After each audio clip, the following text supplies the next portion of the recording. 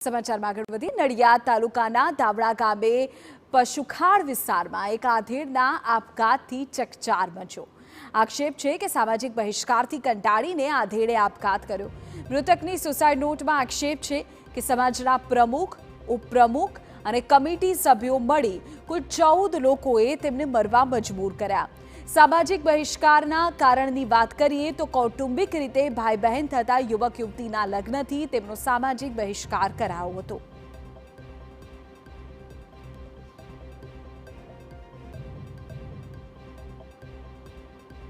ખેડા જિલ્લાના દાવડાની અંદર અલગ જ પ્રકારની એક ઘટના સામે આવી છે। દાવડા ગામે રહેતા કનુભાઈ ચંદુભાઈ પરમારે સુસાઇડ કરી છે અને આત્મહત્યાનું કારણ છે તેમના સમાજના લોકો દ્વારા તેમનો બહિષ્કાર કરવામાં આવ્યો હતો। કનુભાઈએ આત્મહત્યા કરી એની પહેલા શું ઘટના બનેલી કે જેના કારણે તેમણે આત્મહત્યા કરી?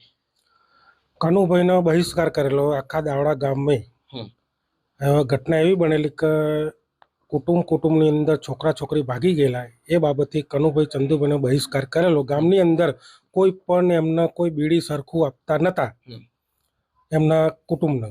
અચ્છા, એમણે ઝેરી દવા પીને આત્મહત્યા કરી એના પહેલા કોઈ તમને જાણ કરેલી કે તેઓ આ પગલું ભરવાના છે અથવા? એ સમાજના આગેવાનોને મળવા જતા હતા ને એમને જાણ કરેલી હતી। શું જાણ કરેલી? કે હું આવું કરીશ, તમે મને નહીં અપનાવો તો પણ મારો વાગગુનો શું છે તે મને જણાવો એમ। કેમ બહિષ્કાર કરેલો એમનો? આ દીકરા દીકરી માટે જ થયેલું। દીકરા દીકરી ભાગીને લગ્ન કર્યા તો એની સામે કનુભાઈનો શું વાંધો હતો?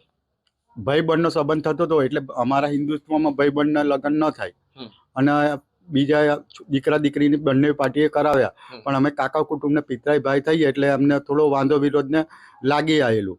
તો દીકરી વાળા એવું કહેતા હતા કે ભાઈ અમારી દીકરી છે, અમે આપી દીધી, તારે શું છે? પણ આ ભાઈ એવું કહેતો હતો કે મારી ભત્રીજી થાય અને આપણી દીકરી થાય એટલે જેથી કરીને અપાય નહીં। કનુભાઈએ ઝેરી દવા પી અને આત્મહત્યા કરી લીધી છે। મહત્વની બાબત એ છે કે વસો પોલીસ મથકે 14 આરોપી સામે નામજોગ ફરિયાદ નોંધાઈ છે અને વસો પોલીસ મથકના અધિકારીઓ દ્વારા સમગ્ર મામલાની ઝીણવટભરી તપાસ હાથ ધરવામાં આવી છે અને ટૂંક સમયમાં જ આરોપીઓની ધરપકડ થાય તેવી શક્યતાઓ જોવાઈ રહી છે। ધર્મેન્દ્ર કપાસી, TV9 ખેડા।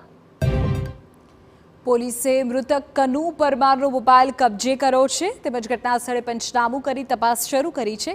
સુસાઇડ નોટના આધારે 14 લોકો સામે ફરિયાદ નોંધવામાં આવી। પોલીસે દુષ્પ્રેરણાનો ગુનો નોંધી કાર્યવાહી હાથ ધરી। કનુભાઈ એ તારીખ 15મીના રોજ ઝેરી દવા પી અને ખેતરમાં પડેલા હતા અને તેઓને હોસ્પિટલ સારવાર માટે લઈ ગયેલા। તે દરમિયાનમાં મરણ જાહેર થયેલા।